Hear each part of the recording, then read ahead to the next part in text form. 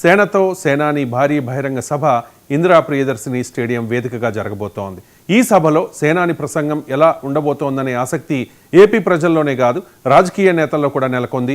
కూటమి ప్రభుత్వం అధికారంలోకి వచ్చాక జనసేన చూపించిన రాజకీయ ప్రభావం ఎంత అనే చర్చ జరుగుతోన్న నేపథ్యంలో ఏడాది పాలనపై కనీసం హోదా కూడా లేని ప్రతిపక్షం వైసీపీ ఆరోపణలు చేస్తోన్న తరుణంలో జరుగుతోన్న ఈ సేనతో సేనాని కార్యక్రమం చాలా ప్రత్యేకతను సంతరించుకుంది. 2014 మార్చి 14న వైజాగ్ సభతో జనసేన పార్టీ ప్రస్థానం ప్రారంభమైంది. తమకు పదవులు కాదు ముఖ్యం, ప్రజలు అంటూ ఉంటారు పవన్ కళ్యాణ్.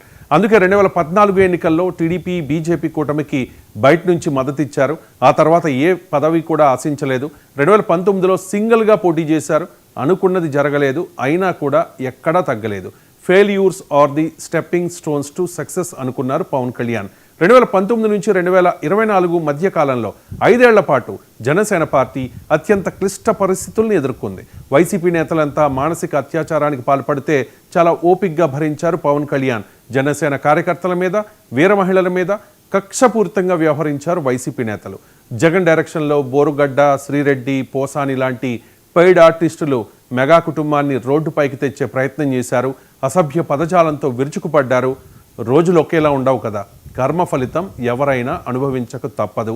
రాజకీయాల్లో ఏదైనా సాధ్యమే. ప్రజలు తలుచు